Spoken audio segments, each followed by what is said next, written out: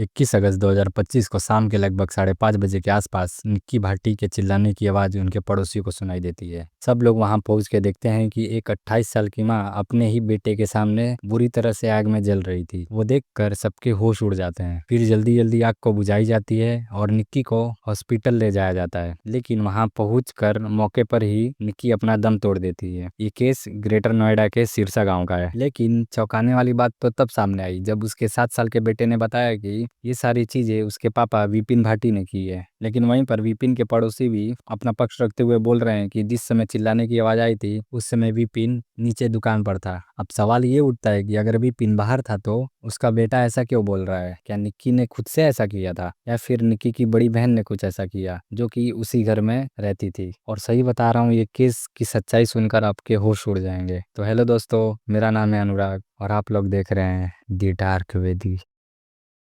10 नवंबर 2016 इसी दिन निक्की की शादी विपिन से हुई थी। साथ ही में उसकी बड़ी बहन कंचन की भी शादी विपिन के बड़े भाई रोहित भाटी से हुई थी। मतलब कि दोनों बहनों की शादी एक ही घर में हुई थी। लड़के वालों के दहेज का डिमांड बहुत ज्यादा था। उन्होंने स्कॉर्पियो, बुलेट, कैश और गहने मांगे थे निक्की के पिता भिखारी सिंह जी से, और उन्होंने उस डिमांड को पूरा भी किया था। इस केस को दो तरीकों से देखा जा रहा है। पहला कि विपिन ने निक्की को दहेज के लिए चल रहे झगड़े की वजह से मार दिया, और वहीं पर दूसरी तरफ बताया जा रहा है कि विपिन किसी और लड़की के साथ रिलेशन में था और वो उससे शादी भी करना चाहता था, इसलिए उसने निक्की को अपने रास्ते से हटा दिया। विपिन का किसी के साथ रिलेशन वाली बात सच भी है, क्योंकि साल 2024 में विपिन भाटी को एक लड़की के साथ पकड़ा गया था, जिसके बाद उसके खिलाफ ग्रेटर नोएडा के चारचा थाने में मारपीट की एफआईआर दर्ज की गई थी। इन्हीं सब बातों को लेकर इनके बीच झगड़ा होते रहता था। अपनी पत्नी पर चीट करना, रात को घर लेट आना, उसके साथ मारपीट करना, सब विपिन की आदत बन गई थी। इनके बच्चे भी बड़े हो गए थे, लेकिन इससे विपिन को कोई मतलब नहीं था। विपिन कुछ काम भी नहीं करता था, बस पूरा दिन घूमते रहता था और वो अपना खर्चा दुकान के रेंट से आए गए पैसे से करता था, जिसको देखते हुए भिखारी सिंह जी अपनी बेटियों को 1.5 लाख रुपया देते हैं, जिसकी मदद से निक्की और कंचन अपने ही घर में एक पार्लर खोलती हैं और उस पर काम करना स्टार्ट कर देती हैं, जिसकी वीडियोस वो अपनी सोशल मीडिया पेजेस पर भी अपलोड करती थी, जिसकी हेल्प से इनका पार्लर अच्छा खासा चलने लगा था। लेकिन इस काम से भी विपिन और रोहित को दिक्कत था। वो दोनों पार्लर भी चलाने के लिए उन दोनों को मना करते थे और इस बात को लेकर झगड़ा भी करते थे, मारपीट भी होती थी।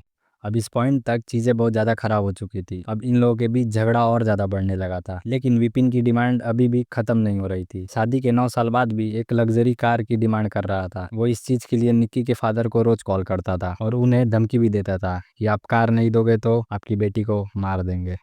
21 अगस्त ये वही दिन है जब निक्की की बहन कंचन भाटी अपने सोशल मीडिया पेज पर 2 वीडियोस अपलोड करती हैं। पहले वीडियो में दिखाई देता है कि विपिन और उसकी मां निक्की को बुरी तरीके से बाल पकड़कर मार रहे हैं, और वीडियो के लास्ट में विपिन आता है और कंचन जो वीडियो बना रही थी उसके फोन पर हाथ मारता है और वीडियो वहीं पर खत्म हो जाती है। कंचन ने अपने इंटरव्यू में बताया था कि उसके बाद वो ऊपर वाले कमरे में चली जाती है। उसको लगता है कि इस पॉइंट तक सारी चीजें सही हो जाएगी। उतने में ही उसे दोबारा से चिल्लाने की आवाज सुनाई देती है। वहां पहुंचकर वो देखती है कि उसकी बहन निक्की बुरी तरीके से आग में जल रही थी, जो कि दूसरे वीडियो में साफ साफ दिख रहा है।